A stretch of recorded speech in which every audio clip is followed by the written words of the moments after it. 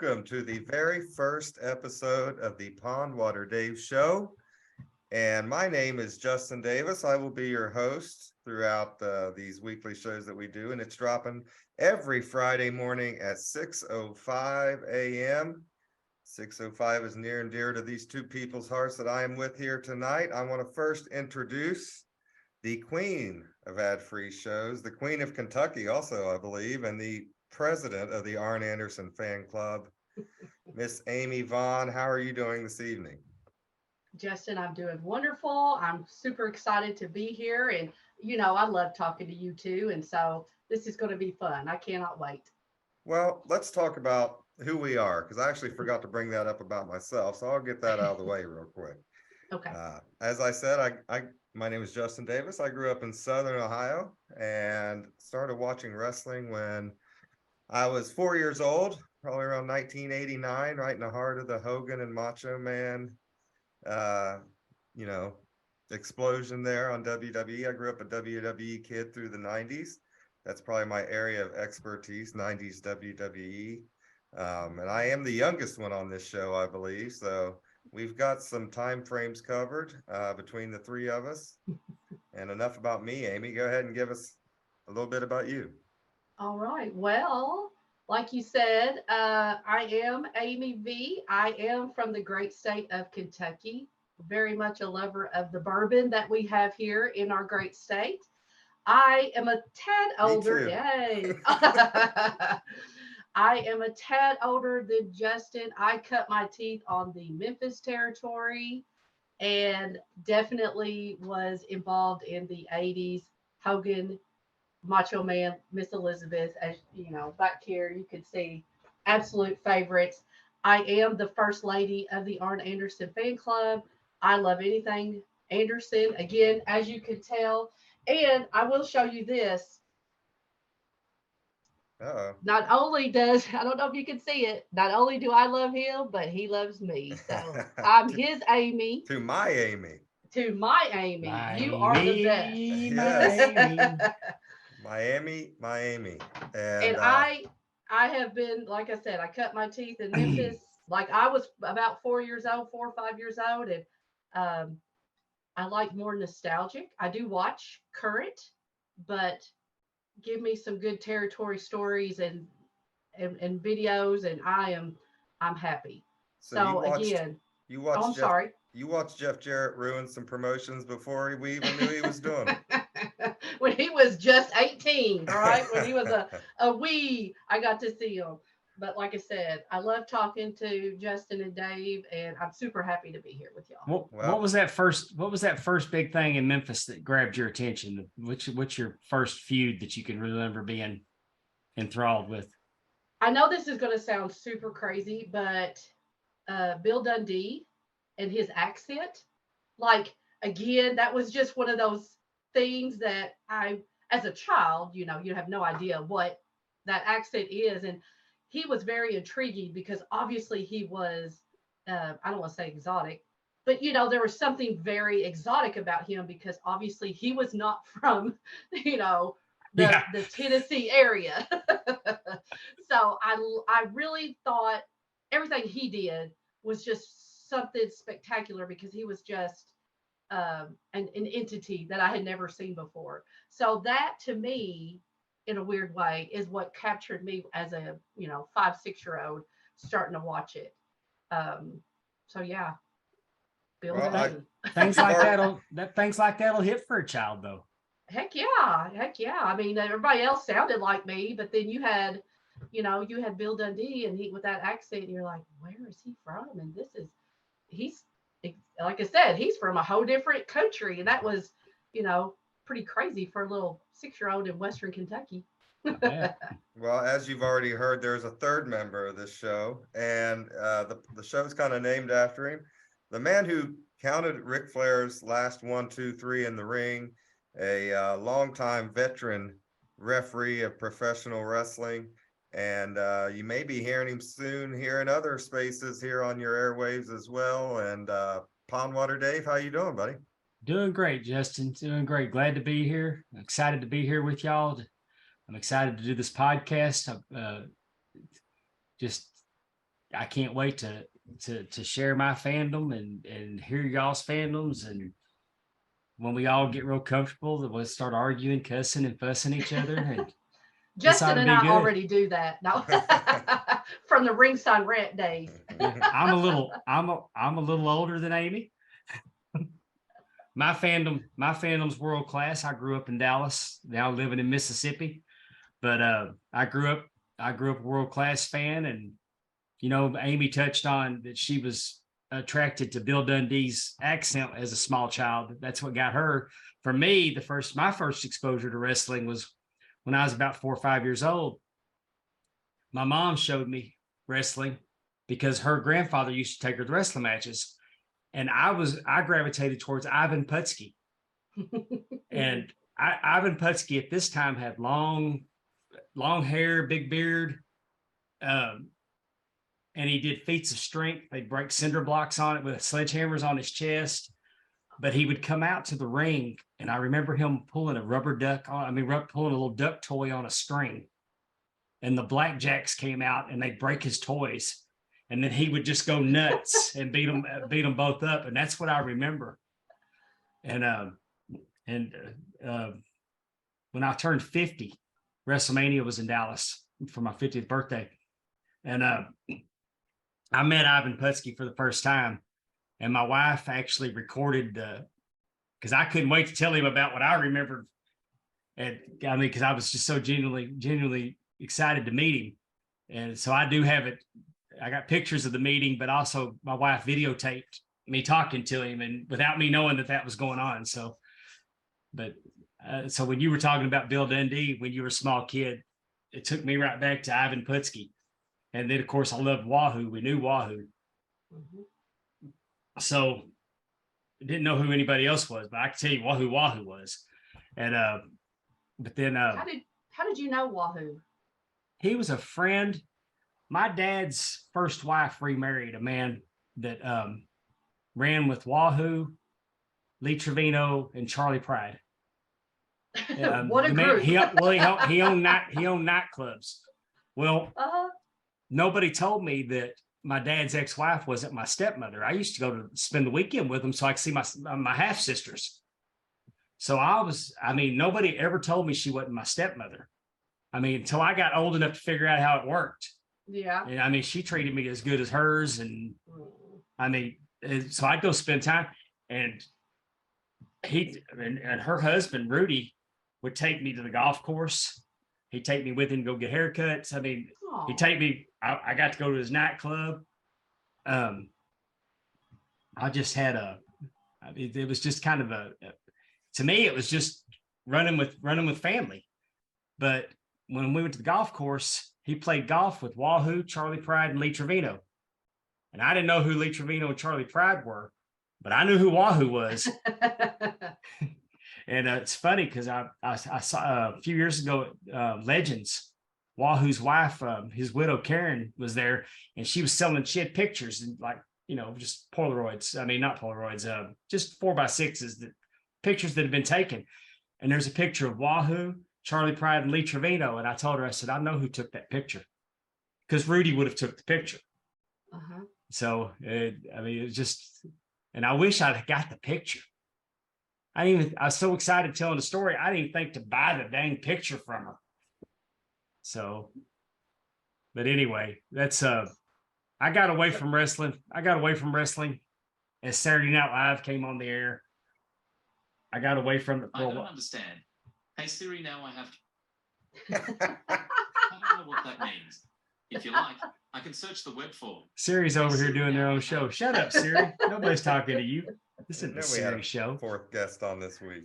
That's what happens when you got your watch along teed up on your iPad. Anyway, I started watching Saturday Night Live, rediscovered wrestling in 1982. My little brother was a huge fan. Took him to go see Kerry Von Erich and Ric Flair, and the rest was history. 40 years later, I'm in the ring counting Ric Flair's last match. Well, I was going to ask you, when did you start refereeing? What year was that? And how did you get into it? 2005. I'd gone to an indie show in Dallas at PCW. My brother was a trainer, and he worked with another trainer that was a wrestler, Chad Murphy. And so one Friday night we went to PCW to see Murphy wrestle, and I'm looking, and man, the wrestlers today aren't that big. I mean, there was guys my size wrestling. And then I have a good friend that was a wrestler, Mike Page, and his friend Joey Corman. They were the Overboys, and they wrestled all over the country. They went to NWA, Wildside. They went up north. I sold him a belt because I'm a belt collector. And I met him one night and I sold him a wrestling belt. And we had dinner and they were just telling me road stories. And by the time, and they were telling me how horrible being in wrestling was. And by the time dinner, 3 hours later, I couldn't wait to go to wrestling school. So he told me who to go to where I wouldn't get hurt, somebody good. And so PCW had a school and I went there and I started training with a guy named BJ Turner. And BJ left not long after I started training. And then I started being trained by Lance Hoyt, who's Lance Archer. Yeah. The Murder Hawk Monster. And I'd gone to be a wrestler. Now, in 1984, I wanted to be David Manning. I knew I was too small to wrestle. I wanted to be David Manning. He was the coolest referee, running around, getting in their faces. He wasn't missing everything like Bronco. You know, he was the ref at WCCW, right? Right. Yeah. Right. And I don't think you're too small to wrestle. You and Hornswoggle could have had a hell of a series together.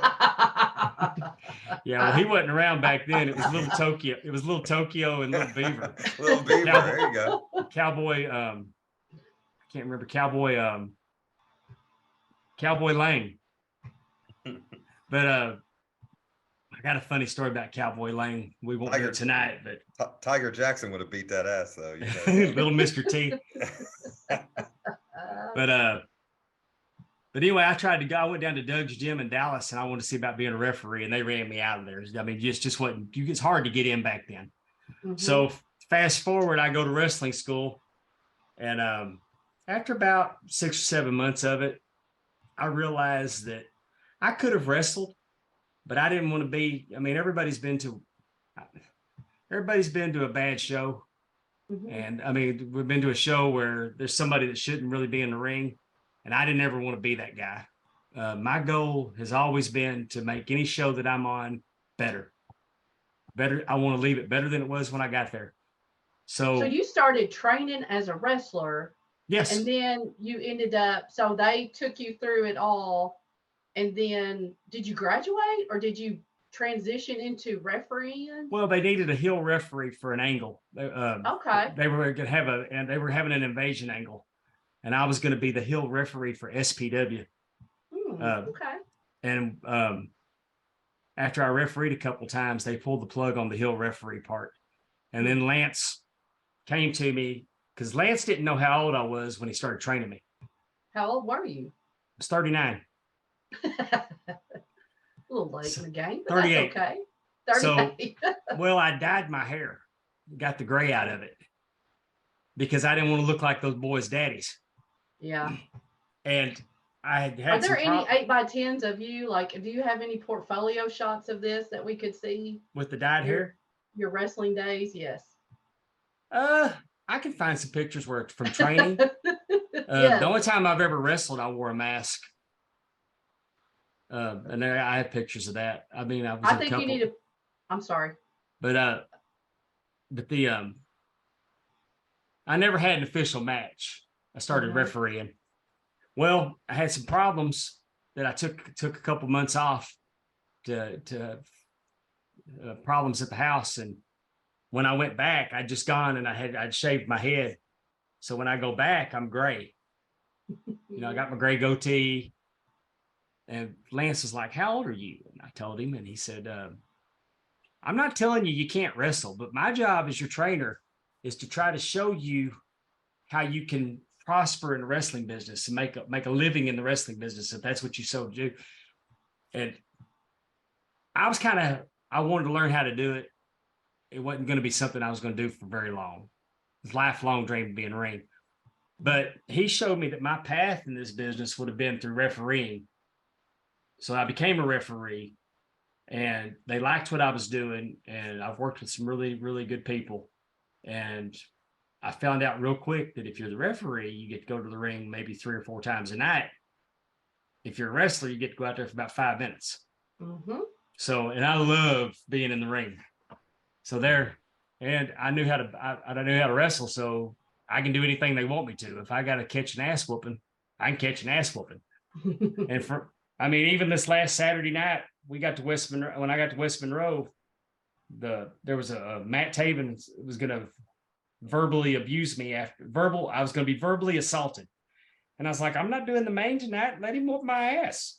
Assault me. I don't care. I'll do whatever you want me to, because I love to take bumps. And anyway, that's my path. All right. I don't think I ever heard that story about how you started refereeing. So I was just genuinely curious on that. That's my background. Yep. Briefly got to, like I said, I've wrestled a couple times, mostly like Royal Rumble. They don't call them Royal Rumbles in the Indies, but whatever their Rumble was, I'd come in, get in the ring, and I'd exit just as quick as I got in. Like Bushwhacker Luke. I go over top rope with the best of them. And then in 2008, late 2008, early 2009, I got to manage. I was Dr. Philip D. Payne, Chief of Staff, Phil D. Payne. And my tag team was the Medics. And they wore masks because they could treat you during the day, but we'd hurt you at night. And hurting you was good. And that's good for business. And I have seen pictures of this, Amy. It's quite comical. He's got his doctor's jacket on and everything. It's the most fun I've ever. It's my most fun I've ever had. It was the best. You're going to have to put some of these photos on the Twitter page at. We'll do it. Yeah. CW this week. We'll put that Pod. on. We could. I'll start putting them on there, and I'll put some pictures on there, and I'll post some links to videos. And this year's been my biggest year by far, my best year in wrestling. Because I got to referee Ric Flair's last match. I got to referee the wrestling showcase, Ric Flair's last match. I've got to work with some great talent this year. Matt Taven, Caleb with a K, Caleb Conley, Larry D. Anytime you can get that sweet Conrad Thompson money, you know you're having a good year. But we are going to have some segments here in the show. And the first segment that I want to do is talk about some wrestling headlines. And we're going to talk about a couple things that's happened this week. There was some big things going down in the world of professional wrestling. And the first thing I think we want to talk about is, well, what do you want to talk about first, Dave? You want to go Jeff Jarrett, you said? Let's go Jeff Jarrett. That's big news. We all love Jeff. Yep, Jeff Jarrett has now joined AEW. He is all elite. He will be basically doing the job that he was hired for about a month over in WWE to do, which is to run live shows and take care of all that production, it looks like. His title is Director of Business Development. There we go. And his title last Wednesday night was helping Darby Allin develop a headache. Yeah, come in and got the guitar out and went ahead and introduced himself to everyone. So looks like we're going to see him on camera as well as, behind the scenes working. So that's always good. Jeff's had a hell of a year. I mean, he has now been on AEW, WWE, Ric Flair's last match, and GCW. So he's pretty much knocked it all out of the park here. And AAA. And AAA. That's right. Mm-hmm. I don't know if I like him let me restate that. I really like Jeff Jarrett. I think I wish he was behind the scenes and not on camera because, I feel like they have so much talent that they're not utilizing. And I really feel like, and again, I'm just whatever Monday morning quarterbacking, watching from the, web or whatever, but it seems like Tony Khan really could use some smart people in the back to help maybe with some of all this. And I would love it if that was. Well, he just got a smart person. I mean, but you got to take advantage. But you got to take advantage of the last outlaw. Well, yeah. I mean, yes, but it's just, and again, I have to say, I am one of those that listens to Jim Cornette. So some Yeah. of his thought, I mean, it makes perfect sense. It's like, but again, Is I Jim really against do. it or for it? He kind of is the same as me. Like, no, he loves. I mean, I think he's happy that he's there, but why be an online personality? It's like you're out here beating up people, but yet your business, you know, at the very end of the show, Tony Khan is like, "Welcome, Jeff, to AEW," even though you just, you know, smashed a guitar over one of my leading baby faces. Like it Yeah. just kind of, and that is kind of the way that show is. Well, Sometimes you- there's a if you're lot gonna- of, If you you're going know, to do Jeff Jarrett versus Sting, though, you're going to have to do it pretty quick. well, that's true. Neither one of them getting any younger. No, But I you will can't say- look at Jeff Jarrett. I mean, the star of Ric Flair's last match. I mean, his other on than you. camera, he earns his spot. I mean, oh, I don't. Jeff was fantastic Oh, yes. in that last match. I mean, the heat that he was generating from the crowd was fantastic. Now, Amy, back to what you said real quick. I do think that Jeff will be a valuable asset back there to kind of keep the boys from running the backstage, which seems to be what's been going on here lately, because he does have experience in running TNA and dealing with personalities. And even at WWE, the same thing. So I think he'll be a very valuable asset for Tony backstage. Yeah, he has an incredible talent that I witnessed at Ric Flair's last match, because you had massive egos in the room Oh, sure. that had strong opinions of how they wanted to do something.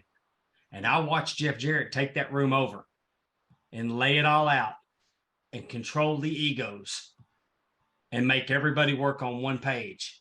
Mm-hmm. And it was the most amazing thing I've seen in all my years in the business. I've seen backstage before, but to see, it was almost like the Pied Piper leading the children with a flute. Right. I And mean- believe me, when I say that is exactly what I want to see Jeff Jarrett doing. And I just don't want, I'm in the camp of CM Punk. I'm not, you know, I mean, I'm a huge fan of him. I've never been super fans of the Young Bucks or Kenny Omega, but I wasn't like, you know, like I could never watch them. I hear, and again, I know I'm hearing bits and pieces like everybody else, what happened backstage. And, you know, I just feel like I want this show to do well. Competition is great for everybody. You know, I love FTR, Wardlow, like all of them that are on that show, and I want it to do well. And, you know, I just see Jeff Jarrett as being a fabulous backstage person. And I hope, fingers crossed, Tony Khan sees that too, and not just someone in the ring to, you know, elevate the eyeballs on the screen. Well, So. he's smart enough to hire smarter wrestling people than him. We just got to hope that he's smart enough to listen and learn from the smarter wrestling people than him. True. Mhm. Because he does seem very guilty of booking his fandom. Yeah. I mean, And I I'm don't- sorry. I when don't you know go do Tony those- Khan, but he's an ECW fan, and he's a Monday Nitro fan, Mhm. because he always wants a surprise. What's going to happen next? And he don't care about he doesn't care about a rule book. They ought to change, get rid of the Young Bucks and Kenny Omega and call it All Extreme Wrestling. ECW 2.0. You were talking about he books his fan, and what really kills me is when he does these media scrums after the pay-per-views and he's hugging these guys and he just looks like a complete mark, you know. I like that though, because I I don't always know. got the impression that Vince didn't like the people that he looked down on, like they were less than. I don't know if that's the case, but I know Vince didn't like wrestling. Yeah. I mean, you just didn't feel like Vince liked wrestling. Right. 'Cause But yeah, I see, like you said, Justin, where that could, you know, sometimes it just seems out of place. And, you know, again, that's something that Jim Cornette mentioned about, you know, he dressed up like Orange Cassidy. Like, who could you imagine another promoter dressing up as one of your I think wrestlers? Vince did dress up like Duke the Dumpster Drozy one time. I just like that though. I mean, let's just say that I would have won, if I'd have won the $2 billion lottery this week, I mean, we'd have had one hell of a wrestling show here in Mississippi, Heck yeah. and we'd have done it just like I wanted to do it. Right, Yeah, but wrong, you or don't have a indifferent. weekly show and you're not hiring people. I mean, seriously, FTR, like we all know how much, well, for the fans that we have, I'm a very much a Arn Tully, Dr. Tom Pritchard, and FTR. FTR is the absolute best tag team wrestlers out there. And Without a doubt. they barely get run-ins. Yeah. And why is that? It cannot be because Tony Khan wants to promote or elevate his wrestling show, because he's not using them. Well, I'm hoping So, the rumors about Ring of Honor are true, and a lot of that talent will be featured on Ring of Honor. I'm hearing. I mean, I've heard Young Bucks, right? No. Well, I think that our discussion on Jeff Jarrett turned into a Tony Khan. well, crap and fest. also just to touch on, and the media scrum is not a good idea. Oh, definitely. Unless you realize that this is a work sport, and your Mhm. media scrum needs to be worked too. Yeah. But you can't give a guy that don't care. And I'm not saying that CM Punk doesn't care about the business, but he was pissed. Things were leaked. Mhm. I don't disagree with anything that CM Punk said, except I disagree with the way that he did it. That shouldn't have been allowed, but it should have been addressed. And you can't tell me, I mean, he didn't want to deal with the Colt Cabana drama. There's people leaking things. And it's Right. not unfair to assume that the guys that have a wrestling move named after Dave Meltzer wouldn't say something to Dave Meltzer. I mean, it's not a reach. Right. And then like you said, we have no idea if this was the first time Tony Khan had ever heard it, or is this the 57th time Tony Khan had heard it from CM Punk. Yeah, I mean, Punk went into obviously, business for though- himself at the scrum. well, but CM Punk obviously felt comfortable with doing that because, I mean, in whatever way, because, I mean, he did it at the scrum. Like, he was pissed enough. He wasn't worried about his job, I guess, or he wasn't. I mean, he was very complimentary to Tony Khan. So, Yeah. I don't know. You know, it was just, he obviously had a feeling that he had had enough and that it was okay. And maybe he had seen that in the back. I mean, I have no idea. So I don't know how much all this cost him, but let's just say that this cost him $10 million. I'm just throwing it out there. I don't know. Who's he? Tony Khan or CM Yeah. Punk?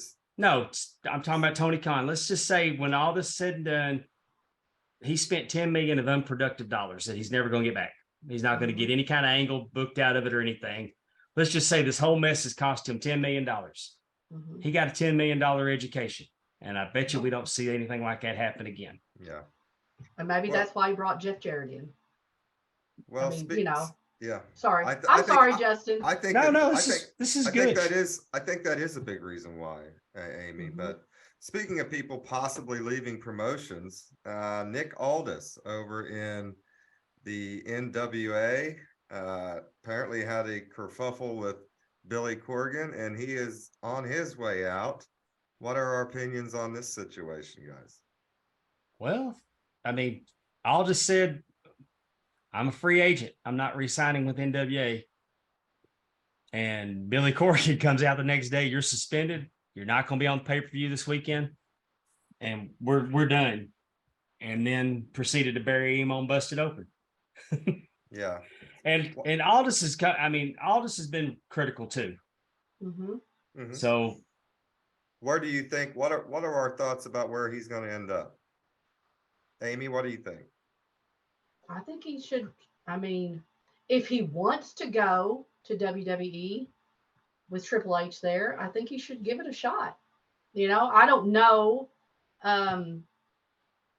I don't think he needs to go to AEW. I think Tony Khan would probably try to get him for AEW. But I tried to get him before though, and he got turned down. Yeah. Well, but true. Does Tony hold a grudge? He's kind of been known to hold a grudge, especially when people have spoke out against him. Oh, well. I kind of agree with Amy, though. I think the WWE would be the spot for him to go. It seems like the top and of that AEW roster is really kind of busy. Right. And I just feel like WWE has more platforms to where he could gain some traction over there better. He would be a great, I mean, and I don't mean this like the WWE, they don't create superstars.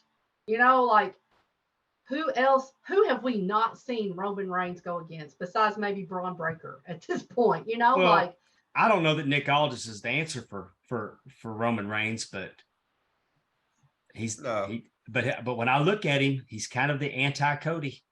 Well, that's what I was thinking. I thought that's the name that came to my mind was him and Cody having a program together. The American Nightmare versus the British Nightmare, and spell it KNIGHT MARE, Nightmare, like a British knight.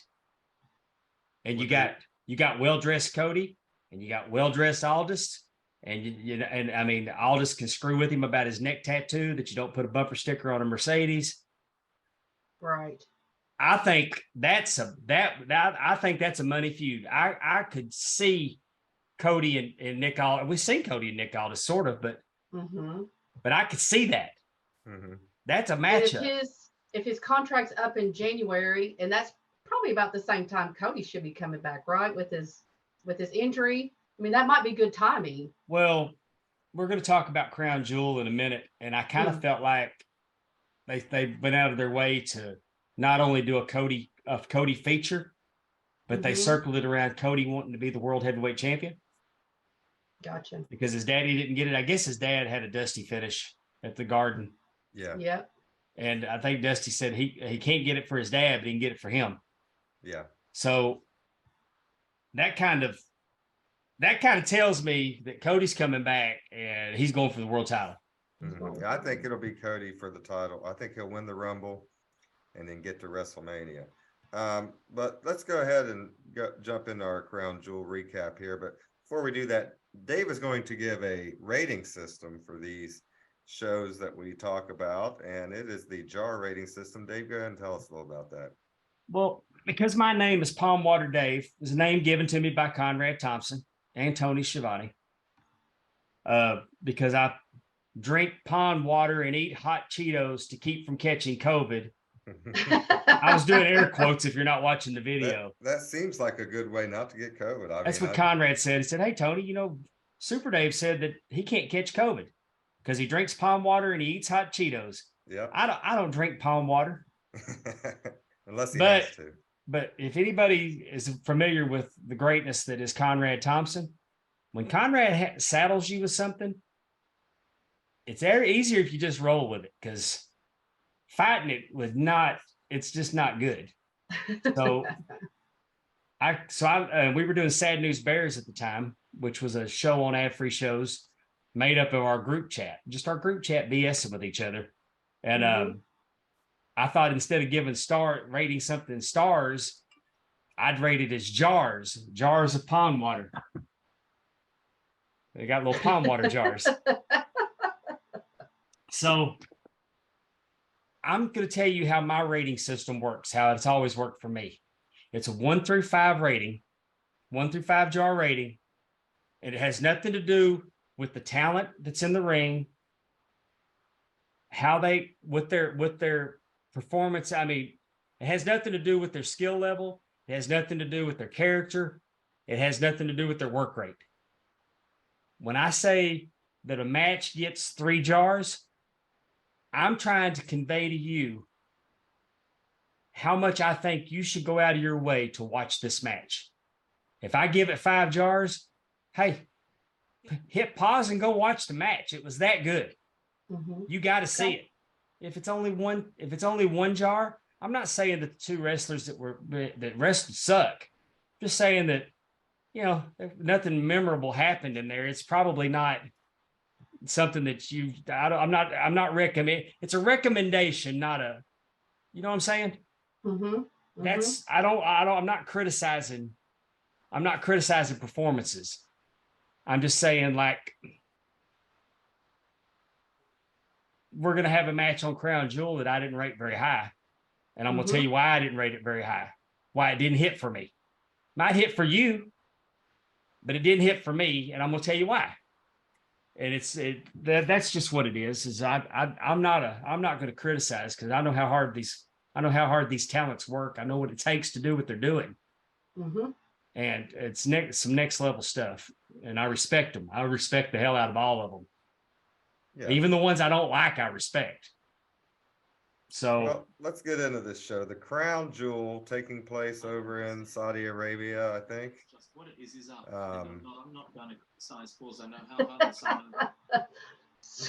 Siri wants to give their Pondwater jar rating. Yeah. Dave, what did you think about the show, and what did we start off with?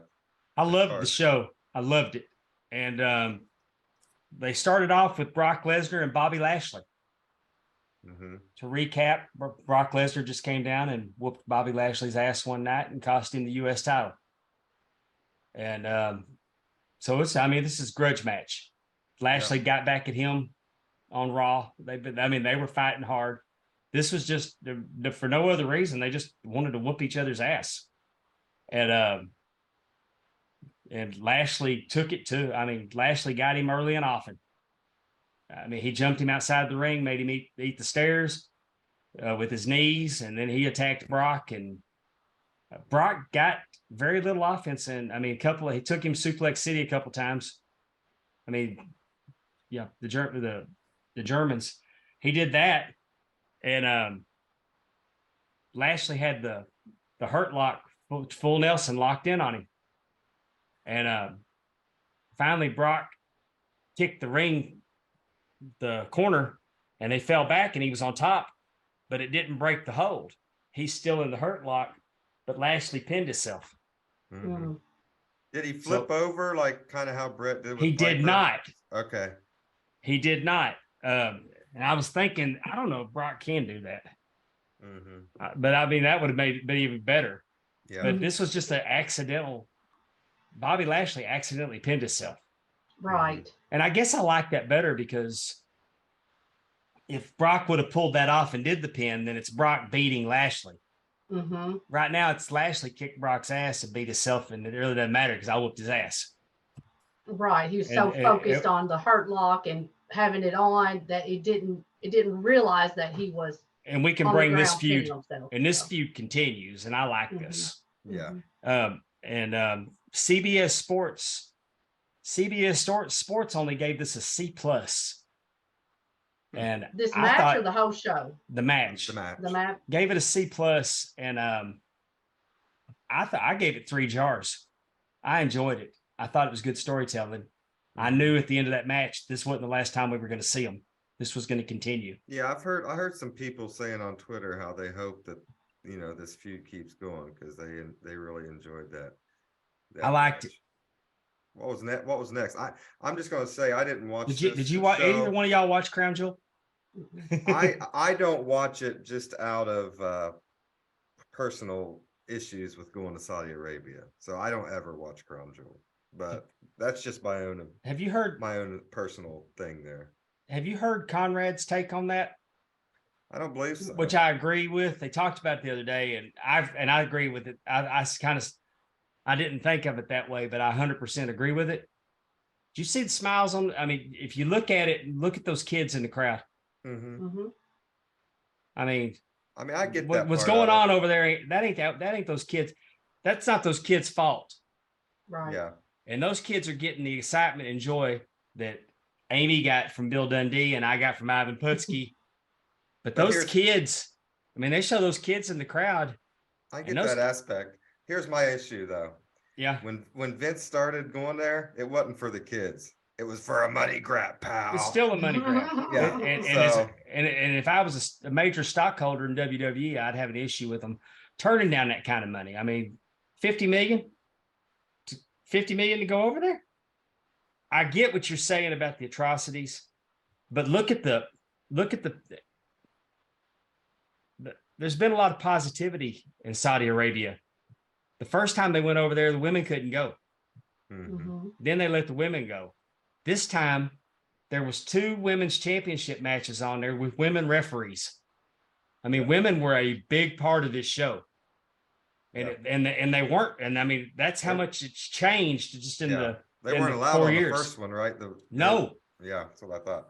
So what was our second match, Dave? Alexa Bliss and Asuka defending the women's tag team titles against Damage Control.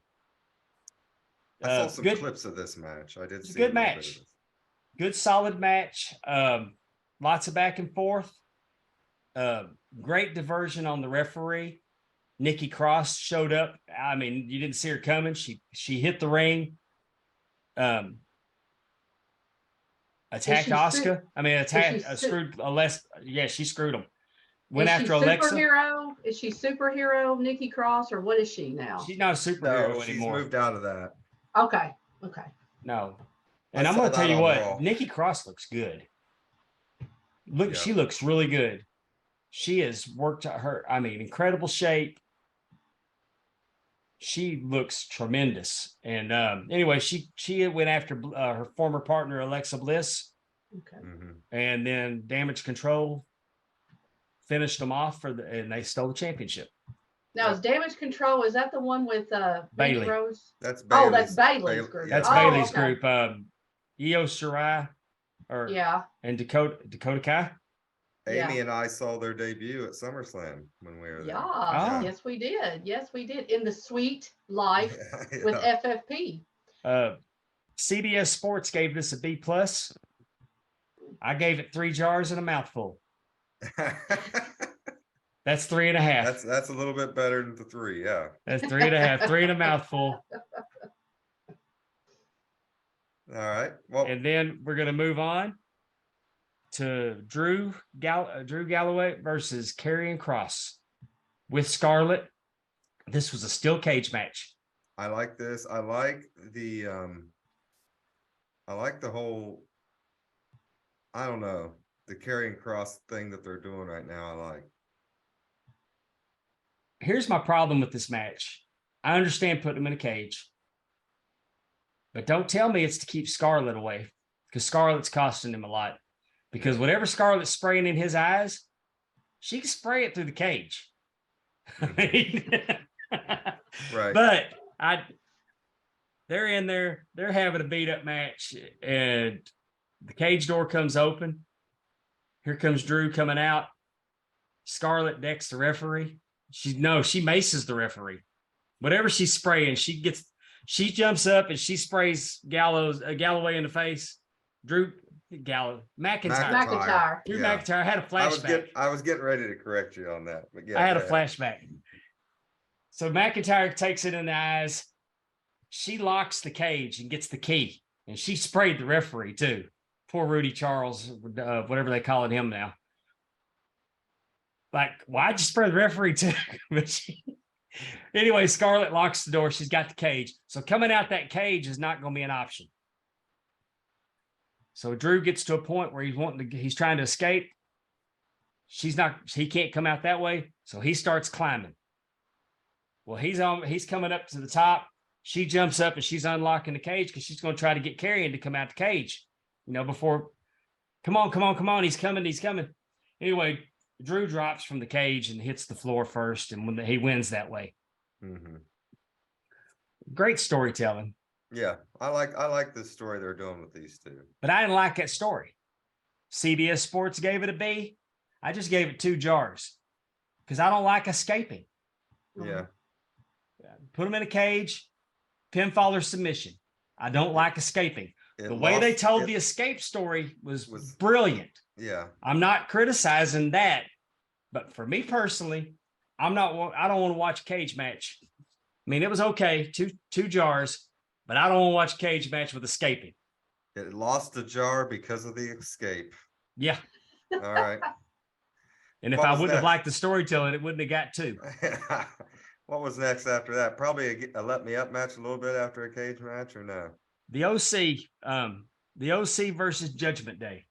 Yep. That's a 6-man tag. Judgment Day's involved. It's a let me up. Yes, it was 6-man tag. AJ Styles and the Good Brothers against Finn Balor, Dominic, and Damian Priest with Rhea Ripley. I love that group. I'm a big fan of that group. I loved this match. Rhea Ripley, of course, cost them. Yeah. Finn pinned AJ, which I liked because it didn't hurt. It doesn't hurt AJ Styles to take the pin. Mhm. You know, it would. I think it would have hurt Doc, and Just coming back I think to take that, the pin. yeah, I don't think anything's lost with AJ taking the pin I from agree with Finn. that. Yeah. Rhea Ripley was the reason. They're telling a story which paid off Monday night that they've added Mia Yim Mm-hmm. to offset Rhea. So I mean, they're telling a story that Rhea kept on. Now they've evened the score because they wouldn't whoop Rhea. Yeah. Because they don't do the intergender. I tell you, that is one. Rhea is definitely someone that I could see doing intergender and be very convincing. Yeah, I mean, She is amazing. she's genius because you know she used to be a blonde, Yeah. just a pretty blonde, and there's nothing against that, but she recognized that she was a pretty blonde in a sea of pretty blondes, Mm-hmm. and she changed herself and reinvented herself to stand out and be different, and I think it's paid dividends for her. And Definitely. I think she has to be a heel. It seemed like they messed around with making her a face there for a minute. I just think she's so good as a heel because, I mean, she's big. She's kind of like a Sid Justice in female form. Mm-hmm. You know, big monster. Make him a heel. And I think it was perfect putting her in with that group with Finn and these guys. I really like what they're doing with that group. Agree 100%. I And think they're developing all four of those characters really well. yes, Dominic's got a way to go, but he can only get better working with Finn Balor. Right. I noticed some things in the match with Dominic. He's just not as, I mean, he's still green. It amazes me how, you know, a guy like Logan Paul can come in and be one of the, I mean, fantastic. Miles ahead with 3 matches. Some Yeah. people just have it. Yeah. The CBS Sports gave it a B. I gave it 4 jars. 4. Yeah. It's solid. Two solid groups going at it. Good storyline, building to the match. I can see that. And yeah. In our next match has everyone in it's good workers too. Yeah. And this next match has the potential to be a stinker. Because normally these matchups look good on paper, but they normally never are. You have Braun Strowman versus Omos. And normally these giant versus giant matches, but this one was pleasantly surprising. These guys did a tremendous job. Mm-hmm. I heard Omos put on one of his best performances. Oh yeah, without a doubt. I mean, for a man to be that big, he's broken the mold on what performers that size do.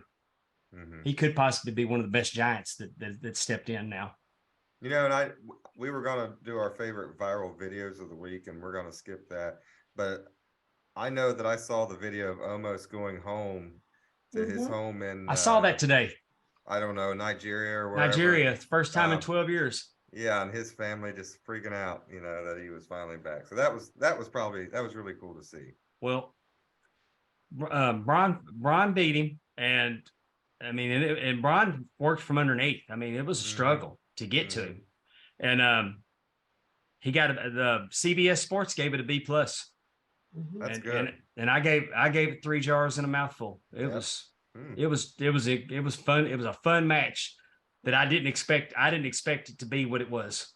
Right. I feel like I heard on Click This with Kevin Nash that he was brought in to help almost with working as a big guy.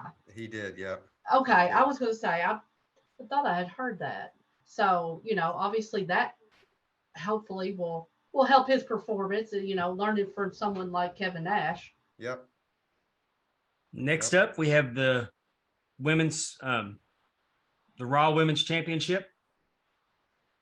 Bianca Belair defending against Bayley in a last woman standing match. Now, if I just hear this match, I think it's going to be a fantastic match because both of these girls can really work. And they did.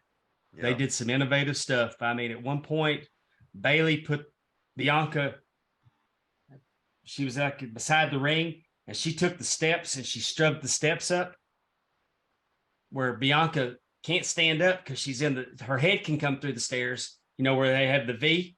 Mm-hmm. Her head's kind of up, but she can't stand all the way up. Yeah. Oh my. Well, Bailey put a ladder on top of that under the rope. So she's struggling to get and she's holding she can't, she's trying to stand up where she's being pinned down. They fought up the ramp. They got on top of a golf cart. They drove the golf cart. First, I think Bailey tried to run over the golf cart, and they ended up on top of it. And then Bianca drove her to the ring with Bailey on top of the cart. And then the way the finish came down is Bianca finally got Bailey, and there was a ladder in the ring, and she put her in the ladder, and she broke the ladder down where it was on her, and then she pushed the ladder into the corner. So Bailey was pinned under the turnbuckle where the ladder, she couldn't get the ladder up enough so where she could get up by the count of 10. And Bianca retained. So was this like a street match, or like, why did they have that? Why did they have ladders? Last woman standing. Was it a last woman standing match? Oh, they went through a table. Okay. I didn't realize that. And the table, That's what it's called. that table, I saw something on that table I ain't never seen before. I saw the line going across the middle. They gimmicked it. They gimmicked it a little too much. And there was that was like bam and right to the floor, because that table broke away perfect. Mm-hmm. I mean, it didn't slow her down for nothing. Mm. And I don't normally care for that. I mean, sometimes you never know what you're going to get with those matches. This was a good match. Those girls fought. It was good. I loved it. CBS Sports loved it. They gave it an A-. I gave it 4 jars, and it would have been the match of the night. That was the match of the night. Yep. And it should have been the match of the night. But Logan Paul had something different to say about that. Yep. And It's apparently time for Logan Paul to apparently he tore his legs acknowledge up the in tribal process. chief.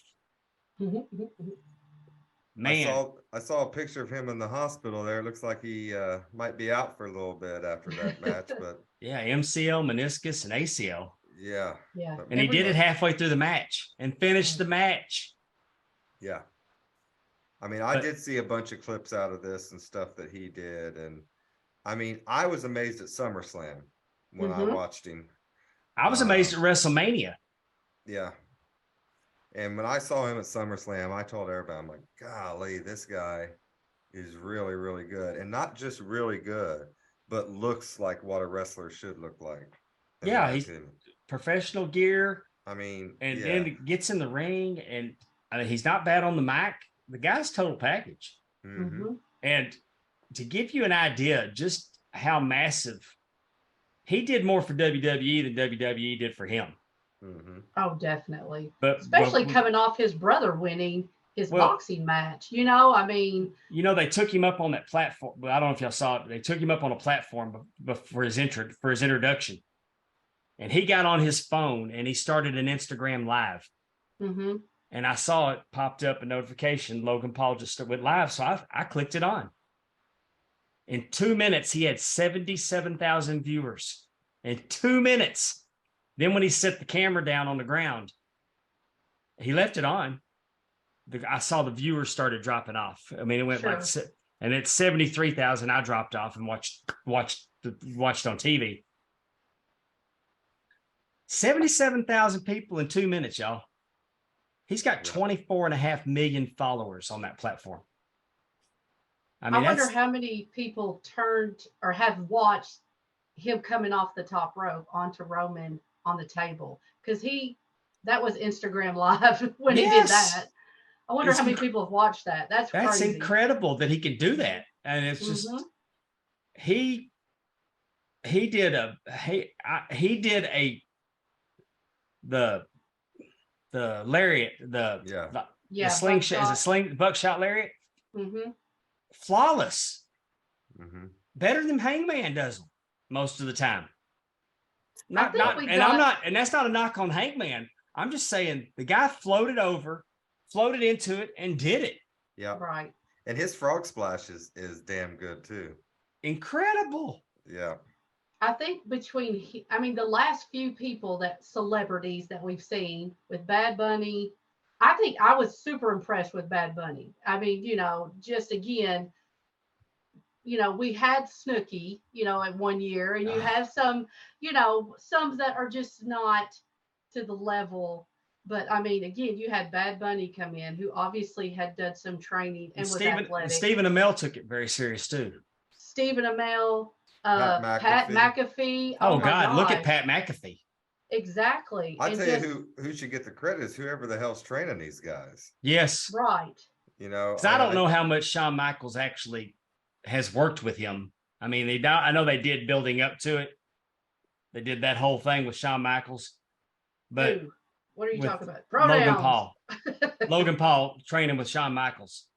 They did Okay. vignettes. And they were saying that just, trying to show him how to get that one lucky punch in. Right. I feel like I heard somewhere that Shane Helms was doing some training with him. Did anybody else read that? I'm gonna have to figure out where I I saw don't that. remember reading that, But they I deserve. feel like Matt Hardy put it out. That's and I some could Tom be completely Pritchard. That's wrong some about Tom that. Pritchard level training there. I mean, Yeah. that boy's a phenom. And Well, but then again, I mean, if you look at his brother, and I'm, not to Jake, he's like 4-0. I mean, like he's doing boxing matches. he beat Anderson Silva. And that's what I'm saying. Like, they're very athletic, both of them, even though they have, like you said, 24 million Instagram followers. And I don't know what they They are do constantly that makes people want to watch challenging. them.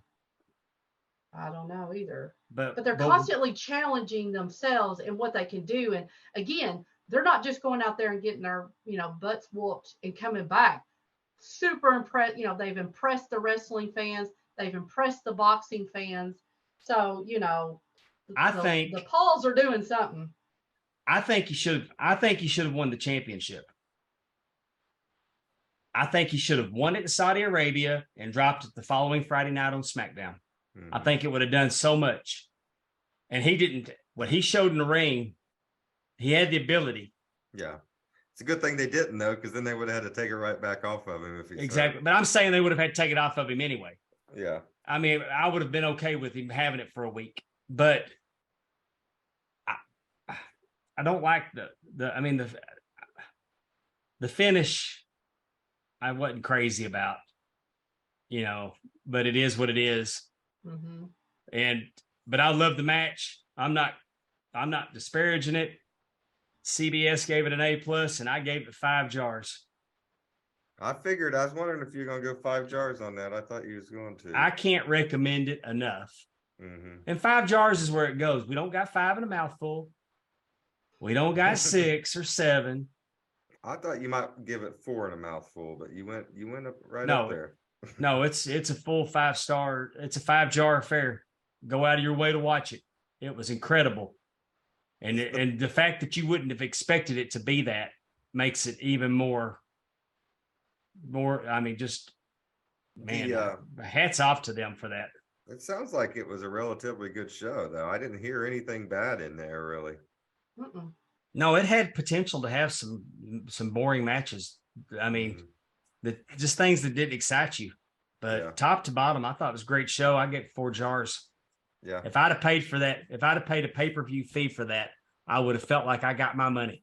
I got my money's worth. Because there was so many times back in the day that you'd buy a pay-per-view and they had buyer's remorse because it just wasn't. It was less than. But this was a tremendous show to watch. Well, do you want to go into our sporting events of the week, or what kind of made you mad? What did you like in the worldwide world of sports? I was mad a lot this week. I guess the Stars didn't have a good week over there. Yeah, Stars had a pretty good week.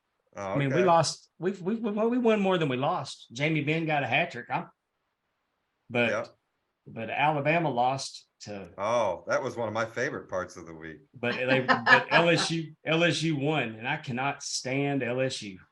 Really? How come? I hate them. Just because? Okay, well that's fine.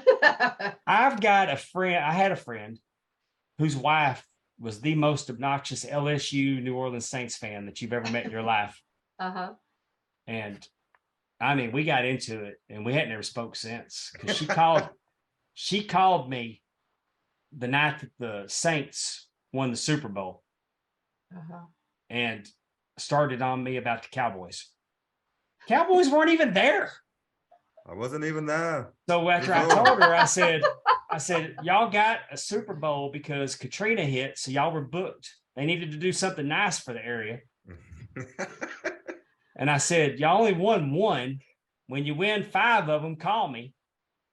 But the Cowboys weren't even there. Why are you this way?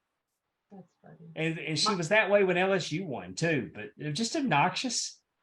That's funny. My dad is a graduate of LSU, so they're Oh. big fans. So no, it's fine. I'm just saying. I'm just curious why you didn't like them. I hate them. Well, I can tell you, I didn't really have a lot of stuff that pissed me off this week because, like I said, Alabama lost. That was good. Then the Astros won the World Series. Well, that's what I was going to say. The one thing that made me happy was the Houston Astros and my boy Dusty Baker, the former manager of the Cincinnati Reds, my beloved Reds, got his first World Series. I do like Dusty Baker. And I was very happy to see that for Dusty. Yeah. He's one of the best managers ever, and he doesn't really get the respect he deserves because he's never won a World Series, and I was glad that he finally got that knocked off the list. For one, the Astros should not be in the American League. Yeah, that's they're a National League team. And screw them because they're the Astros. I grew up in Dallas. I hated that. Houston Oilers, hated Houston Astros. Hate Houston. Yeah. So my little ball of hate, man, I just needed a win this weekend. And finally, Sunday, Joey Logano won the championship for NASCAR. I really like that, but at least it wasn't a Joe Gibbs team. I was going to say that was my hate of the week. Not that he won, but just that NASCAR's over. I always miss it over the winter, and I'll be ready for the Daytona 500 here in February. And then, the Green Bay Packers lost, so that was okay. And that's good. Bengals kicked some Panther ass, 35-0 at halftime. 5 touchdowns from our running back, Joe Mixon, who's on my fantasy team. Hell to the yes. Amy, you got anything for sports this week? Did Aaron play any football? No, he's done. He's done. Yeah, they're done with football. No, I don't, I guess wrestling was always my jam. I do like college. I watch things. I watch college football, and I will watch the Titans because they're logistically closer to me. So well, that's what I was going to say. The secret is there's no pro sports in Kentucky. So. Very true. Very true. But even, I don't mind. Ask me why I don't like the Titans. They even lost their NASCAR race. Houston Oilers. I remember. They're the Houston Oilers. I did know that. But I just never, no, I wasn't disappointed in anything. I'm just had it on and watching it, and, I like it when LSU wins, just because. But other than that, no. I'll probably be more listening to you on this segments. So. Hey, we forgot a pretty neat piece of news. Which is? MJF's going to play Lance Von Erich in the Iron Claw movie. That's right. We did forget that. Yeah. MJF, we all know he's got some acting skills on him, so we're going to get to see him on the big screen, I guess. Well, when I heard he was going to be in that movie, I was thinking, please be Gino Hernandez. Please be Gino Hernandez. Yes, I never really thought about, so who exactly is Lance Von Erich, who he will be playing? Ricky Vaughn. Ricky Vaughn wrestled. They sent him up to the Pacific. Wait a minute. Didn't Ricky Vaughn play for the Indians in Major League? Wild thing. So here's what happened is they hired it. They saw this guy. They sent him up to the Pacific Northwest to learn how to wrestle. He was tag teaming with Billy Jack, became the Pacific Northwest champion. It was Ricky Vaughn. They were putting him in the magazines. Mike Von Erich developed toxic shock syndrome and got real sick. And and then it's been an hour. So anyway, Ricky Vaughn came to Texas. Fritz said they brought him in and said that he's Waldo's son, Waldo Von Erich's son. Who's Waldo? Waldo Von Erich supposedly that was Fritz's Fritz's brother. brother. Yeah. Okay, Waldo used is supposedly that's not really his Right. brother, right? Nah, Yeah, but it's he his- was it's he was his- Von Erich, and It's his work brother. His yeah. work- So did he wrestle? Did Waldo wrestle? yes, Yeah. He did. him Okay. and Fritz tag teamed. Okay. But Okay. Waldo had a run in WWF too. As Waldo or Yes. someone else? No, Waldo Von Erich. Really? So he's the lesser known of the two, but then so they bring him in as the cousin that idolized Kevin, so he wrestled barefooted. Hmm. And Lance Von Erich was born. Interesting. Yeah. And it didn't go over well. But I mean, he was Because popular. why? People didn't. Why? Why didn't it We go knew. over? They I didn't. mean, people knew. Oh, you knew he wasn't. Okay. This You knew he just wasn't kind a of. Von Erich. I mean, we were having so much tragedy in the area that it just kind of, I don't know, felt desperate. But 'Cause he at got this a point- he got a great reaction. He was getting good reactions.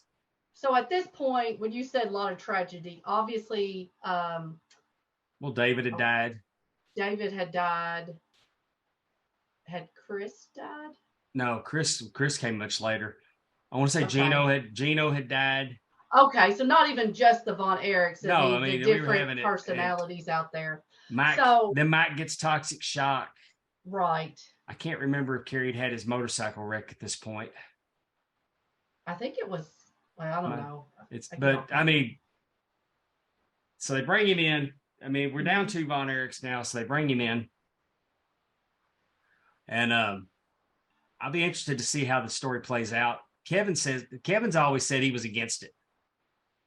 I guess Lance Von Yes. Erich or the. So let me ask you this: do you? I know the movie's called The Iron Claw, but is that based on a book? Is that a screenplay? Like, do we even know what they're going to be? No, it's Any- just. We I just mean, know I it's wouldn't have about the thought. Von Erichs, but I we wouldn't have don't thought know. Lance Von Erich would have made the cut to be in the movie. Right. So I mean, I don't know where the story is going to start. I'm sure it'll start with Fritz and Doris, and they'll probably touch on all the. I mean, losing the first child, and I bet you there'll be a bunch of flash forwards. Yeah. Yeah, or flashbacks, like having it, like you But said. it's going to be. I mean, Interesting. maybe it's Kevin telling the story. I mean, Zac Efron's the biggest star. I'd say he's the Right. biggest star. There's pretty good star power, which we'll Is Kevin which involved? we'll in talk this? about. Is Kevin involved in the story, like the movie? Like, is he on set? Do you No. know, or No, Or the because Marshall Ross and and- Marshall said that when he saw the picture of Zac Efron, at first he thought it was an old picture of him. really? So he's not. That's interesting. When is it slated to come out? Do you know 20 the movie? late 23, late 23, early 24. Okay, I'm just curious. I wonder. I can't wait. Like you said, especially since it's not based on a book. Like, you don't really know what it's going to. I mean, obviously Iron Claw. You know it's going to be the WCCW. You know it's going to be about the Von Erich family. I mean, I mean, let's have a look Uh-oh. at Zac Efron. I mean, that's Zac- amazing. I mean, he just looks amazing. he's 35 years old. He's playing Kevin. I mean, we've seen him in Baywatch. We've seen Zac Efron do a lot of things. I saw him on High School Musical. And then look at him now. Yeah, really. And then Oh. playing his wife Pam. Playing his wife Pam is Lily James. She's 33. She's been on Downton Abbey. Mm-hmm. In 2015, she was in Cinderella, the live Cinderella movie. Oh, cool. And then Harris Dickerson is going to play David. Okay. He's most recently in the latest Kingsman movie last year. I'm for that. He's only 26. He definitely has a Von Erich look. I mean, I could buy that, And this guy right here is Jeremy Allen White. He's going to play Carrie. He's been on Shameless. He's 31 years old. And then we have this gentleman here is Holt McCallany, if I'm saying it right. He's 59, playing Fritz. Okay. I was looking at his ID. He was on All My Children back in '86. But he's actually in a movie that should be dear to my heart called Shot in the Head. Based off of Dave's early Is childhood. that the Pondwater Dave story? Yeah. That is the Pondwater Dave working in the grocery store story. And then, my. and then playing the mom. Then playing the mother is Maura Tyranny. Yeah, she's going to she play used to be on Doris. ER. And she's 58. She was in Liar Liar on The Office and in Rescue Me. And she used to be on ER back in the day. I think when I saw her, she looked real familiar to me. Yeah, she was I don't remember, she was a nurse who went back to school to be a doctor. I don't remember her name. She married oh gosh, what was his name? He ended up being, he was like from Yugoslavia. They got married. He was in The Boys. Anyway, going down that rabbit hole. Amy, what's the over under on how many times Dave will watch this Von Erich movie once it comes out? Are we talking theater or what are we talking? No, Give me some just in general. It's my mission in life to get the Von Erich boys on here to talk about it when it comes out. I'm gonna say he'll watch it. I'm gonna say he'll watch it twice, maybe 3 times in the theater, but at least twice. Yes. Depends on how good it is. I mean, honestly, I want to watch it, but that part, I mean, the tragedy part wasn't fun to go through the first time. Right. I mean, well, I mean, I know the story's got a happy ending for Kevin. Right. Yeah. Well, and two, I'm sure for Pondwater and many fans from the WCCW era, I'm sure this movie, if it has a lot of liberties and maybe inaccuracies, I bet that's going to be a turnoff. You know, I don't know what they're going to do. I'm like hoping. I said, we don't have a book. We don't know the screenplay. We don't know where they're getting their screen, or we don't know where the screenplay's coming from. I hope it causes a resurgence where people go to Peacock and just start binging world class. Mm-hmm. I mean, or even MLW and go see the Marshall and what's the other one? Ross. Ross. Yeah, I'm hoping. I'm hoping it shines a positive light on the Von Erichs and re-energizes. I mean, introduces them to a new crowd. Mm-hmm. And I'm just hoping that it's going to be well done. And I hope it's well done, but I think we all know that the tragedy of the Von Erich family is really the draw. I mean, it's not that the wrestling is not great and the WCCW is not great, but that's why we all, that's why when we're driving and we see a car crash, there's lots of people that are looking, maybe we'll that's see interesting. And maybe they'll shine a light on how bad of a parent Fritz was. Well, I mean, definitely, there's probably some things, and maybe he didn't know he was doing it. I mean, he was doing best. I mean, he was doing best he could, but it wasn't very good. I mean, it wasn't healthy. Right. I mean, at some point when your kids show up to the ranch and they want to go out on the property, you might want to think, Right. Well, and two, normally when they do that, they don't come back. Right. Yeah, definitely. I think though too, and again, not to get too, we've learned a lot about mental health and psychology and the brain and how things work. I mean, every one of his boys felt they wanted to make their dad proud. Like, that a sense of duty. Yes. Well, and that's even like part of the reason why some of them ended their lives is because, they just had this, that they would never be good enough. And so you have to think again, not that it's totally Fritz's fault, but I'll give Mike a pass. Give Mike a pass because we don't know what the toxic shock syndrome did to his brain. Oh, sure. Oh, yes. He was never the same after that. We don't know what the ravages of his body were. Right. Harry did it because he didn't want to go to the pen. Well, yes. I mean, his wife left him, took kids from him, and he was going to the pen. But obviously he had a drug problem. I mean, you don't do drugs, you don't do certain things because you are a healthy individual. Does Right. that make sense? So obviously, I'm just saying, what are the drugs and things that he was doing trying to fill that hole that maybe he had Well, he had a problem with developed? pain pills, and what was going to And put that- him in the pen was he was forging prescriptions. Right. Right. I And mean, yeah, I know that, but I'm and just you know, saying. speaking of forging prescriptions, I called it.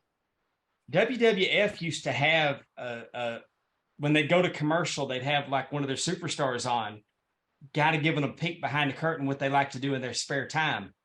Uh-huh. And he's Texas Tornado, and he goes, "In my spare time, I'm learning to read and write in Latin." Did he really? And I looked at my wife and I said, "Don't they write prescriptions in don't they write prescriptions in Latin?" And we laughed. And then he got busted. It wasn't like 2 months later, and they busted him forging prescriptions. I mean, the boy was in a lot of pain. He was wrestling with 1 foot. Yeah, but why is he doing that? Because he felt like he had to because of his dad. And he was ashamed of it. Exactly. So I And mean, he was ashamed. Could you imagine the feel-good story they could have made him if he would have embraced that he only had 1 foot? But he was ashamed of it. It felt like it was a weakness. He didn't want people to know it. Exactly. Well, if you are listening to this podcast, chances are you listen to some other ones too. And we were just going to take a minute to shout out some podcasts over the week that we thought had some good, poppable moments that we listened to. What do you think? What do you think, Dave? My podcast of the week is "Oh, You Didn't Know" with Cassio Kid Matt Mitchell and Road Dogg. It's a laugh fest for an hour, over an hour every week now. That's been my go-to podcast. I've really enjoyed it. Road Dogg caused a little controversy this week talking about Bret Hart. Yep. Today, as we're recording on Wednesday, the show will drop on Friday. Today is the 25th anniversary of the Montreal screw job, as people love to call it. I remember that night very vividly. I was at my neighbor's house watching the pay-per-views, Survivor Series, and I was about 13 years old.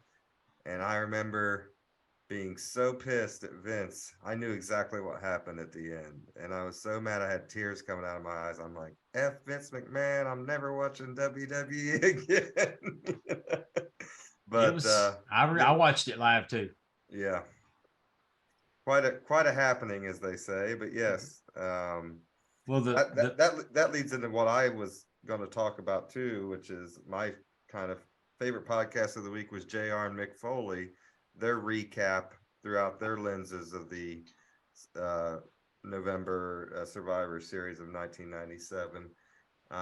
Really liked listening to Mick Foley talk about his experience, because I always knew Mick was the guy that, almost quit over and didn't want to come back to work. And, kind of hearing JR's point of view through it too, as being head of talent relations, it was interesting. So if you guys haven't checked those out, definitely check them out.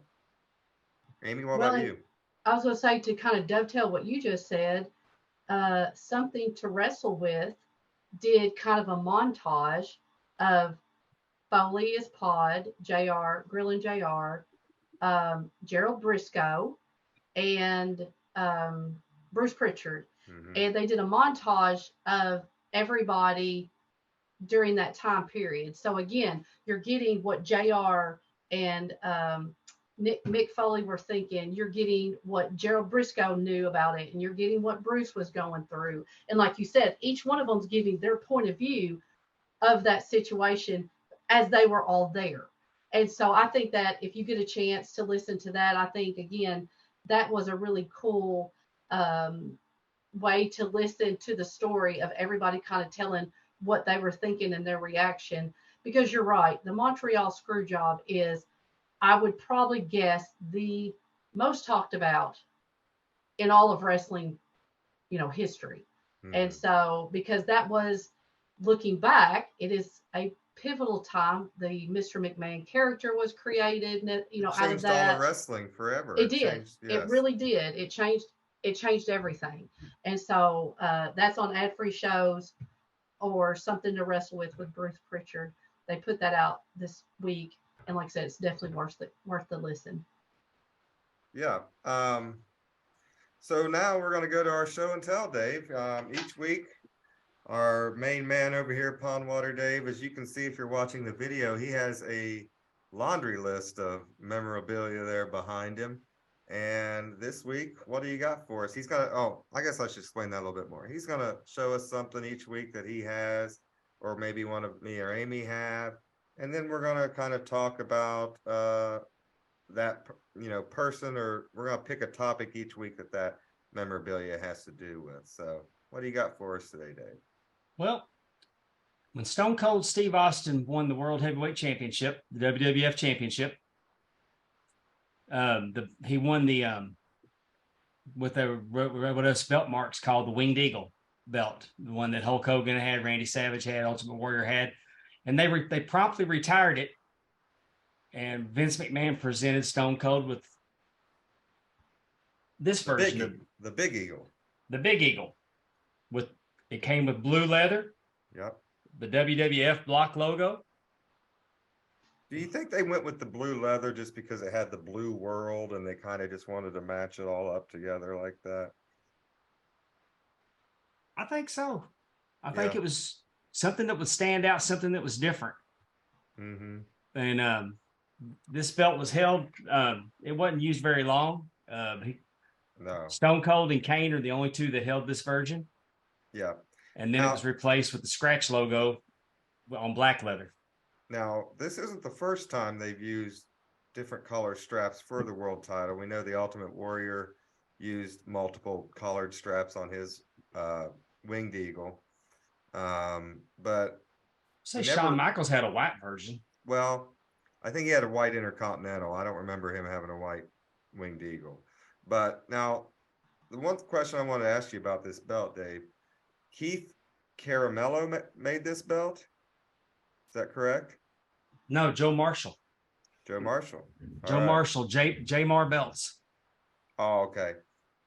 And it's, of course, 1998 was the debut of this. I believe I could be wrong on this. I believe no, you're right, because the logo plate that J Mar put on them said 1998.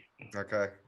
1998, around the time that Kane and Austin were fighting, like around St. Valentine's Day Massacre. I believe that was a February pay-per-view. So we're talking early, February, March, April of 1998 when this belt was being used. And like you said, it wasn't here very long. Just two guys held it. Well, Undertaker or Stone Cold and Kane for one night or one day, I believe so. Well, also I think the Panda stuff was coming down, and they did away with the block logo and went to the scratch logo. The world or the Wildlife Federation world. Right. Is that what it is? Mm-hmm. They hadn't got the F out yet, but it was still, they had the scratch logo, and they went to the black belt, the black leather. And Austin even had a custom belt, what's called the Smoking Skull, which had a skull on it with smoke coming out of it, and snake skin on the back, and which only appeared on television one time. But I hear a lot of guys, and I think you're included on this, you guys like the Big Eagle better than the Winged Eagle. I do. I don't like the Winged Eagle. I don't like it like everybody else does, because I always felt like it was too small for a world belt. But if I'd have seen it on somebody smaller first, maybe. I mean, it was fine for Randy Savage and Ric Flair and Shawn Michaels, but it looked too small on Hulk Hogan. Mm-hmm. And Ric Flair's wearing the big gold, and the AWA had the inmate. It was just, to me, the Winged Eagle was too small to be a world belt. It just didn't hit for me. All right. And I take a lot of heat from my belt buddies, my belt nerds, about that, because I'm supposed to say that the Winged Eagle is the best belt of all time. No, it's not. I think Jay-Z likes the Big Eagle with you too, don't he? Yeah. Yeah. Now, I don't want to get tore apart for misrepresenting earlier, so I'm going to get this right. It came on in March of 1998, the day after WrestleMania 14, where Steve Austin famously beat Shawn Michaels in Boston. Steve was presented with a new design we call the Big Eagle or Attitude Era Championship belt. So yeah, it was March, and I think maybe April, May. I mean, it didn't last very long, those months there, before they, brought out the different one. But I like it too. I think it's one of their best belts. I am I guess what you would call a traditionalist, where I do like the Winged Eagle. But maybe if Bret Hart would have wore the Big Eagle, I would like it more. But that's but yeah, I think it's a great belt. So who are we going to talk about wearing this? There's only two people, right? So I think we're talking about Stone Cold Steve Austin tonight. And there's no Texas bias here at all coming from Pondwater Day. I mean, he's probably one of the biggest stars in history. Oh yeah, I think he is. And he holds this, and I hold the distinction of being the person that actually saw his first match and saw his last match in person. Yes, that is amazing. Now, I didn't go out of my way to go see Steve Williams wrestle at the Sportatorium. The only reason he stood out to me is because he went to Chris Adams Wrestling School, and they made a big deal about him being the first graduate of Chris Adams Wrestling School. Right. Gentleman Chris Adams, they had commercials on World Class about this wrestling school that you could go down and try out for. So anyway, he was the prize pupil. They brought him out. He beat Frogman LeBlanc at the Sportatorium. Then he started hanging. Huh? I said, Frogman LeBlanc. So then they put Lady Blossom with him, who just happened to be Chris Adams' ex-wife. And you know what? They were not actually married. They were together, but they were actually not married. Well, they got kids. I found that out. Yes, they have a daughter together. And you want to know why I know that? I do. Okay, because do you know who she was married to before Stone Cold Steve Austin? I do not. Adams? She was married to Billy Jack Haynes. No kidding. Oh, there we go. Man, Billy Jack's like a bad penny. He pops up everywhere. He does. For our fans out there, Pondwater and I have gone down this rabbit hole with Billy Jack Haynes. We dragged Justin with us because it's before his time. I climbed back out of the hole. Well, and again, it's like every time we turn around, I was listening to a crime junkie podcast and Billy Jack Haynes' name came up. And now when I was looking into doing, Stone Cold Steve Austin, I found out he was married to Lady Blossom. Well, there's the 6 degrees of Billy Jack Haynes for this week. There you how about that? We'll see what happens next week where he pops up in it. So he shows up with Chris's ex-wife, and they're feuding with Chris and his new wife Tony and all that. And then then of course his career launches from there, and he goes up to USWA, where they said, well, hey, we're going to change the name. We already got a Steve Williams. And he said, well, I don't know. So Dutch Mantel hung Steve Austin on him, like the $6 million man. So that's when Steve Austin was born, and he became Stunning Steve Austin. He was Stunning Steve Williams, became Stunning Steve Austin. And then he went on to WCW, formed the Hollywood Blondes, Dangerous Alliance, became U.S. champ. Left when he got fired from there, went to ECW. That's when he that's when he got to let loose on some promos there. Yeah, and really show off what he could do. But I saw still Vince didn't want him to talk when he got a hold of. I saw a promo when he was in WCW getting ready to fight Dustin Rhodes, and if you'd have closed your eyes, you wouldn't have known he was in WCW. Because I mean, that's the bottom line. And I mean, he was doing it all. Mm-hmm. And he could talk at WCW. He didn't just go get to WWE and learn how to talk. He got to WWE and convinced Vince to let him talk.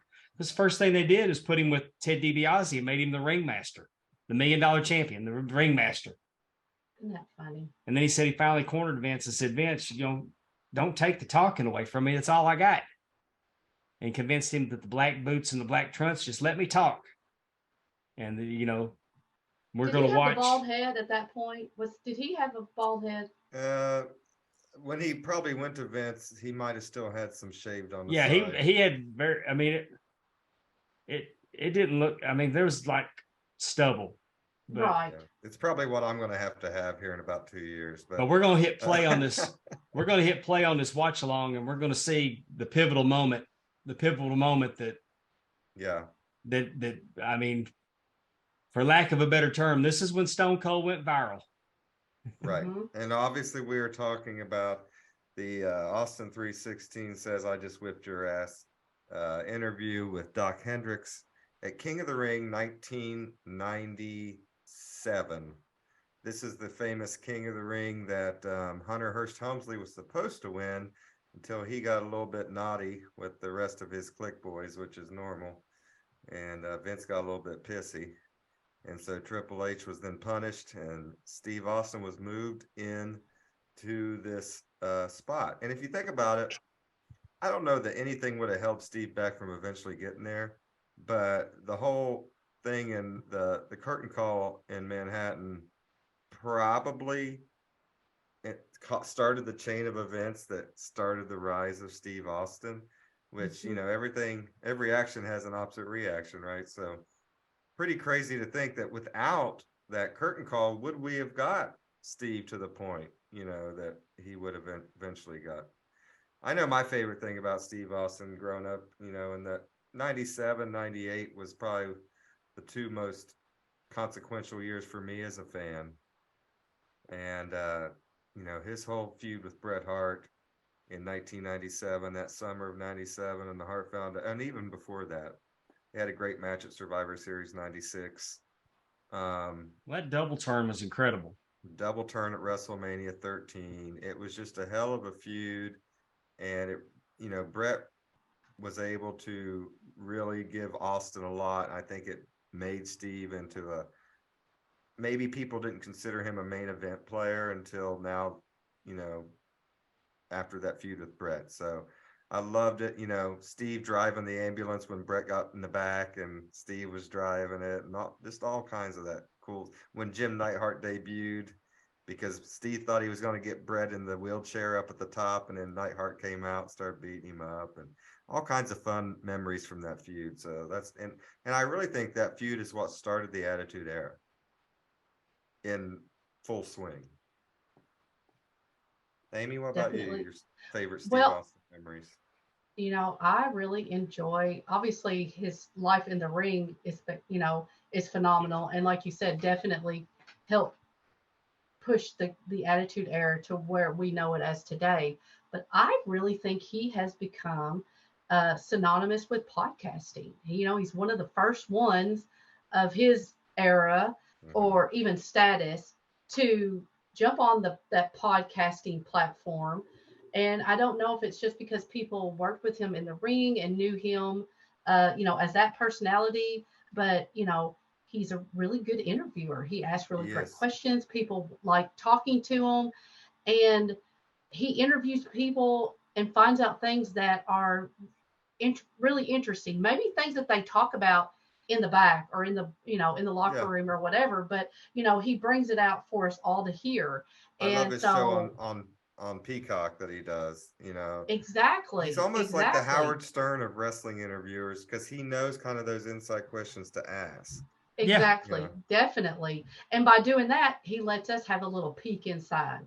And so I really think if I had to pick favorite moments, like I said, I definitely think it's his podcasting career that he's been able to have quite, I swear, I lost the word. Yeah. I mean, you know what I'm talking about. Yeah. He has definitely kind of rejuvenated himself into a new multimedia world that he's doing well at. And speaking of multimedia, if you're listening with us, we are going to do a watch along real quick, as Pondwater said, of the King of the Ring 1996. And we will be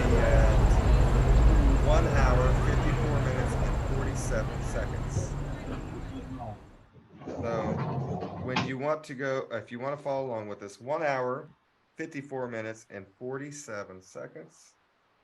And Pondwater, I'll let you count us up. Oh, well, crap, I lost it. I don't do a countdown because I'm a referee. I only know how to count up. So I'm going to count 1, 2, 3, and then we're going to play. 1, 2, 3, play. You see Steve Austin coming out here. And he's going to go up there and see Brian Pillman here for a second. Former Hollywood Blondes. They have some history together. I don't guess we're just going to watch the paper. I said we're just going to watch the interview. We're going to watch his match with Jake the Snake Roberts here as well. And again, that goes back to what you were saying about how kind of the stars had to align. Jake had to be doing this born again persona to bring us 316. So, you know, I mean, that wouldn't have come up probably if he hadn't been, you know, having the born again Christian persona that he was doing that Austin could work against. So. Mm-hmm. Yeah, this was I know as a kid watching this, I was like, man, this is kind of cool. Jake the Snake's in the King of the Ring finals, you know, because of course he was a beloved character for my early childhood. Well, and keep in mind too that he's coming to the ring with supposedly broken ribs. Yeah, so yeah. Jake, this is when Jake, of course, was in his green, kind of mint green attire. And when he had the yellow anaconda or python, when he was doing, like Dave said, his born again gimmick kind of here. And now they're going to show us where Vader bombed the heck out of him and hurt his ribs. Austin doesn't even let him get in the ring. Austin is now just going after him, going after those ribs, and Jake's selling the hell out of it. Yeah, and Austin's a little surly because he's got 16 stitches in his mouth, his lip, and inside of his lip and his tongue, and he'd gone to the hospital, got sewed up, and come back for real. Mm-hmm. And they was just relentless on. I mean, he just taking it to Jake. Jake's not getting. I mean, Stone Cold can smell it. He's moving in for the kill. Of course, we have the great Tim White in there as a referee. I always loved Timmy. Yep. I got to meet him WrestleMania in New Orleans. I got to meet him in the bar. Got a picture with him. Got to talk to him for a minute. He was really, really nice man. Cool. I always love it when I pop for referees. I think I said this was King of the Ring 97. It was 96, right? Yeah, it is 96. It is 96. 96. Sorry about that. I was thinking Jake was gone by 97. But I mean, he's just attacking this man's body. I mean, going for the ribs, nothing else. Mm-hmm. And Jake won't quit. No, but you know, I wonder. You got to wonder if the curtain call wouldn't have happened. Does Austin beat on him and beat on him and beat on him, and then Jake hits the DDT and wins? Mm-hmm. Yeah, I just can't imagine they were ever going to have Jake win King of the Ring because I don't know that they had any plans for him after this. But I mean, you really maybe this match could have been earlier in the tournament. What I'm saying is, oh yeah, and then Jake gets past him, and then Triple H beats Jake. Mm-hmm.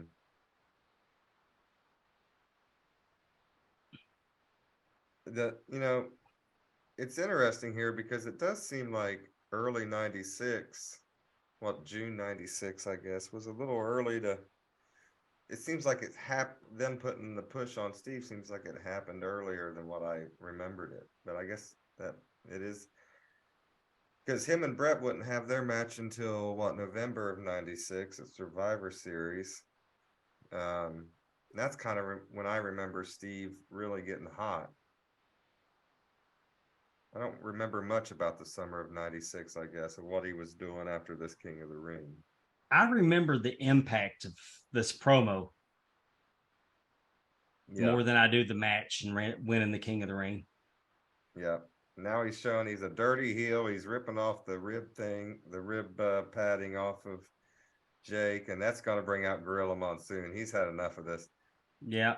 Will you stop? He says. And tape. I broke my ribs playing soccer. They don't tape them. They don't do nothing. Right. But you got to have a visual. Gorilla. Because I expected them. I expected to be taped up when my ribs were broke. They said we don't do that. I always loved Gorilla as the commissioner or the whatever. I always loved that. Yeah. I did too. That would, yes, definitely. People respected Gorilla more than that damn dirty Jack Tunney. He couldn't get anything right if he tried. Here, we're gonna take the title off Hogan, then we're gonna give it back. Then I'm like, get out of here, Jack. No one cares what you had to say. Jake's telling Gorilla he does not want to quit. Yep. Jake, You got to love that blimp in the arena. I always did love that little blimp they had in there. Yeah. And look at Jake firing up. Yep, he's firing up. He's going to go for the DDT, but that ain't going to work. He's going. Nice calling for the DDT.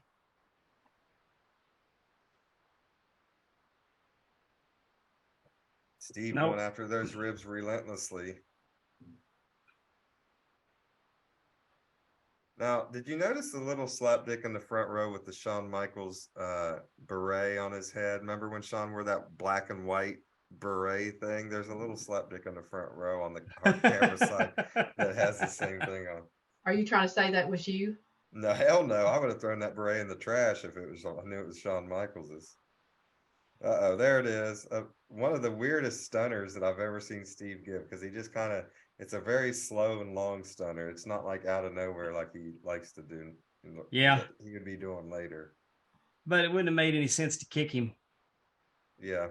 Oh, maybe, because his ribs hurt. Yeah, but if it hurt that bad, as soon as you kicked him, he would have collapsed. Yeah. But there he is. 1996 King of the Ring. His lip a bleeding. That kid don't like it. I had that Austin 316 says I just whipped your ass on a WAV file on my computer, because you used to be able to assign a sound bite to an icon on your Windows screen, and I used to have that as WAV file. You could get WAV files on America Online. Yeah. It's funny what you remember. So now Steve's gonna get out of here and walk up and see the fanny pack wearing Doc Hendricks. Now, what do y'all think I thought of Doc Hendricks? I don't think you liked him. No, I hated Vince so bad for making him Doc Hendricks instead of Michael Hayes. I was gonna say, yeah. You've cut his hair, and now he's Freebird Michael Hayes. Freebird forever. His Doc Hendricks character did suck though. Like it was annoying how over the top he was with everything. But here he comes. He's walking up the steps. He's got a purple robe there. That would have been hilarious to see Austin put on that purple robe. Yeah, he wouldn't play. Sit in the throne. He's just looking at that little crown. He's like, that ain't going on my head. Man, I like just the spotlight and the dinginess of the set instead of like today's big production stage. I mean, setups. This has an old dingy arena look to it. I love it.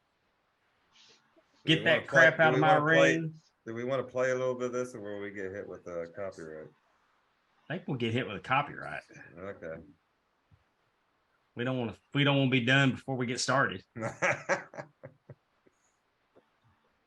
Well, basically he's saying you sit there and you thump your Bible and you say your prayers and you read, and basically Austin 3:16 says, I just whipped your ass. Talk about your Psalms, about your John 3:16. Austin 3:16 says, I just whipped your ass. Yep. And that was, I don't think anyone knew he was going to say that. He just kind of come up with it, right? Yeah. And then he said, get about a cheap bottle of Thunderbird, and I popped because the store that I worked in, we sold a lot of Thunderbird.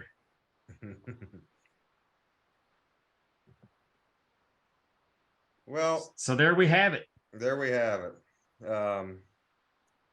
Stone Cold Steve Austin. I mean, it's always cool to go back and see kind of like the beginning, the origin story of the character Stone Cold Steve Austin. And so there it is.